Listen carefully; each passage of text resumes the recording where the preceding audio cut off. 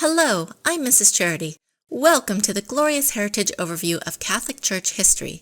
Discover the amazing story of the Church together as a family as you color and paste your way through the timeline and printables, which you can find on our website. And now, let's move into our topic for today.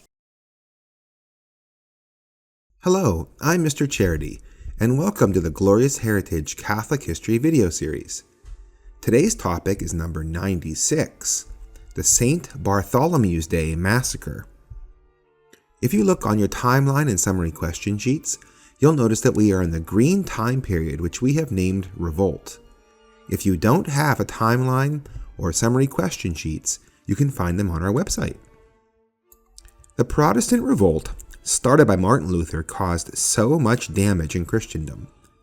In our last couple of videos, we talked about John Calvin, the heretic who came after Martin Luther, and who started a whole new version of Protestantism that was worse than Martin Luther.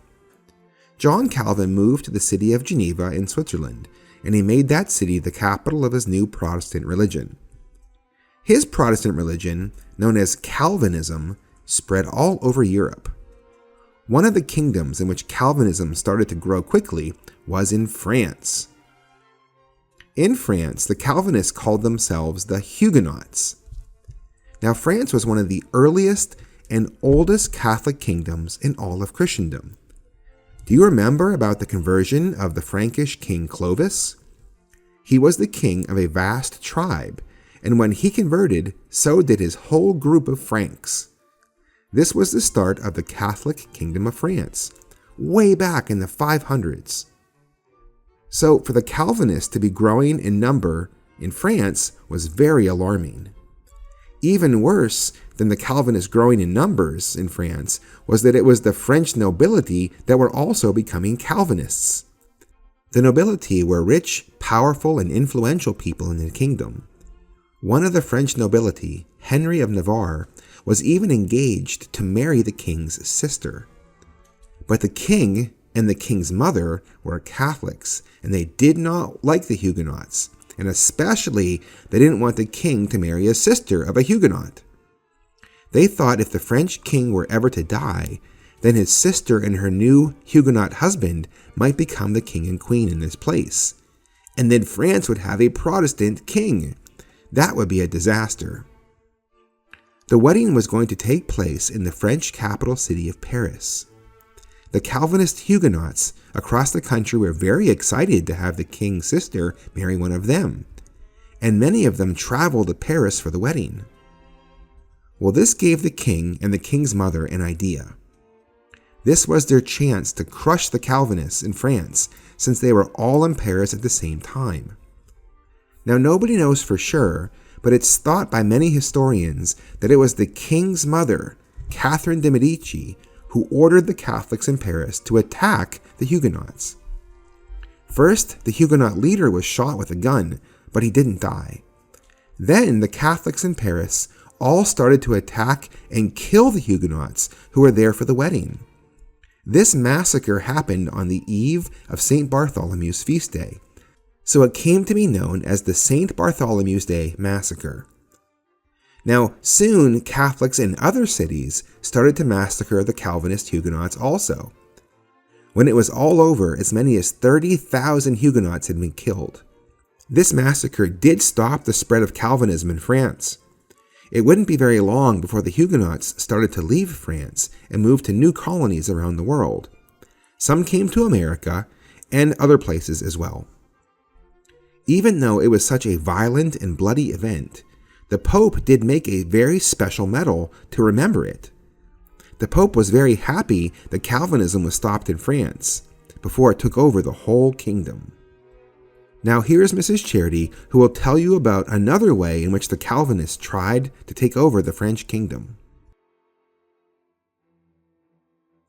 Hello, I am Mrs. Charity. Just only about 10 years before the St. Bartholomew's Day Massacre, the Huguenots tried to kidnap the French king, Francis II. He was only a young boy, and the Huguenots thought that if they kidnapped him, they would raise him up to be a Calvinist like themselves. Then the king would do what they wanted, and they would turn France into a Calvinist kingdom instead of a Catholic one. However, their secret plot was discovered and stopped. Over 100 of the conspirators were discovered and put on trial for their plans to kidnap the French king. Welcome back. Now let me tell you another story about the French king and the Huguenots, who were French Calvinists. In the middle of the 16th century, when the Calvinists were just getting started in France, King Francis I of France, and he faced numerous threats from the Huguenots, who sought to undermine the Catholic faith and the monarchy. One night, a group of Huguenots, driven by their rebellious spirit, concocted a blasphemous plan to intimidate the king. Under the cover of darkness, a Huguenot infiltrator with malicious intent managed to sneak into the grounds of the king's palace. This act was a direct affront to the person of the king. The infiltrator, with deceit and cunning, evaded the vigilant guards, and he approached the door to the king's private chambers. With a heart filled with defiance, the infiltrator posted a note on the door.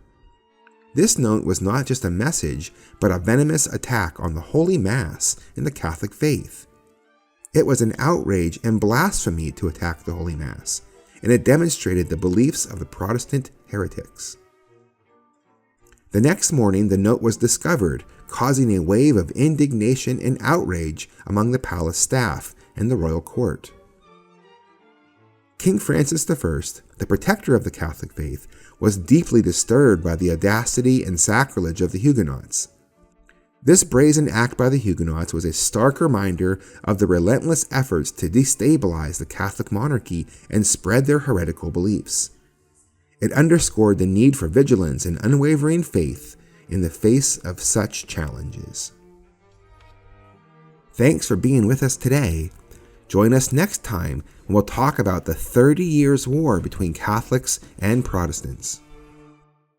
I hope you enjoyed and learned something new today.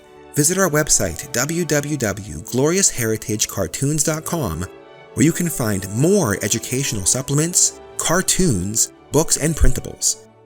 You can also follow us on YouTube, Facebook, and Instagram to get notified of our latest updates and videos.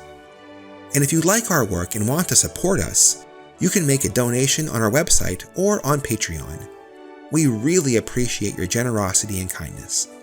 Please don't forget to like, comment, share, and subscribe to our channel, and see you next time.